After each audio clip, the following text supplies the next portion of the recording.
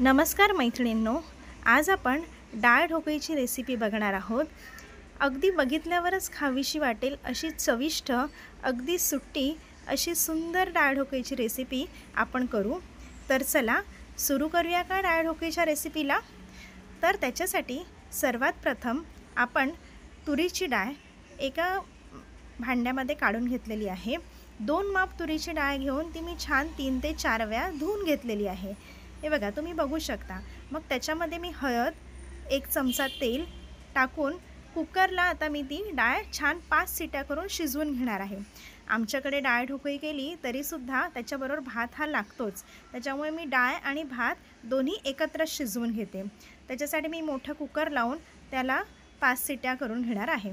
तोपर्यंत आपण डाळ ढोकळीसाठी जे ढोकळी तयार करायची असते किंवा जी चपाती बनवायची असते ती तयार करून घेऊया। त्याच्यासाठी प्रथम मी गव्हाचं पीठ, त्यामध्ये हळद, लाल मिरची पावडर, धने जिरेची पावडर, मीठ आणि गरम मसाला घेतला आहे। मसाले जे आहेत ते तुमच्या आवडीनुसार अंदाजाने तुम्ही घेऊ शकता। आणि आपण चपातीचं जसं पीठ मळतो सेम अगदी तसंच, म्हणजे खूप मऊसुद्धा नाही आणि अगदी घट्टसुद्धा नाही, असं पीठ मळून घेऊया। हे बघा पीठ मस्तपैकी मळून घेऊया। त्याला आपण तेलाचा हात लावून घेणार आहे आणि जसं चपातीचं पीठ आपण तेलाचा हात लावून मळून काही वेळासाठी ठेवतो तसं मी आता ह्याला तेलाचा हात लावून एकदा छान पुन्हा मळून घेते। आणि मळून घेतल्यानंतर आता त्याला आपण झाकून ठेवणार आहोत।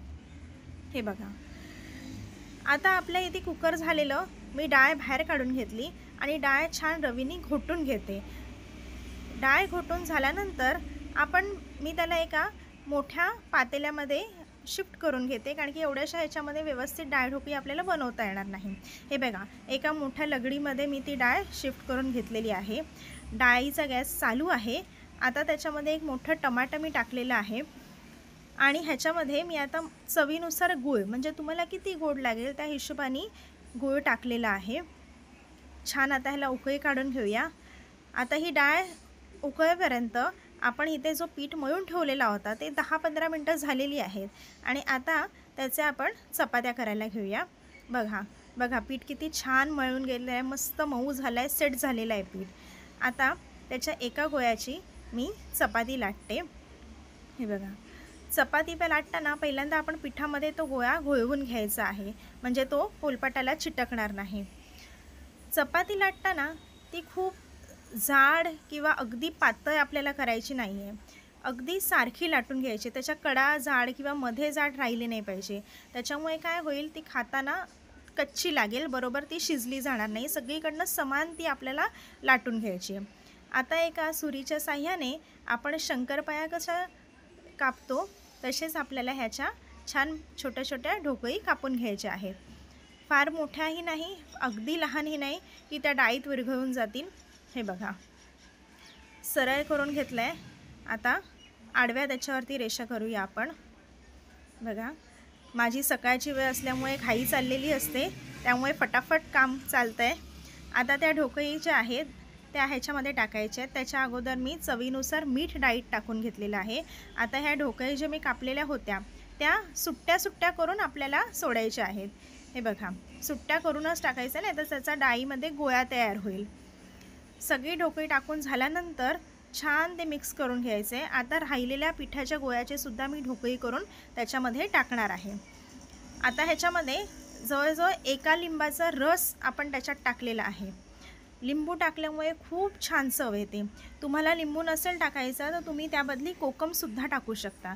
आणि मी त्याच्यामध्ये थोडं पाणी अजून टाकलेलं आहे, कारण की जशी जशी ती डाळ ढोकळी उकळली जाणार तशी तशी ती घट्ट होत जाईल। आता बाजूला मी फोडणीची तयारी करते। तेलामध्ये मोहरी, जिरं, कढीपत्ता, लाल मिरच्या आणि हिंग हे सगळं टाकून लास्टला त्याच्यामध्ये लाल मिरची पावडर टाकायची आहे। आणि लाल मिरची पावडर जराही जळू न देता पटकन ती ढोकळीमध्ये टाकून झाकण लावून घ्यायचं आहे।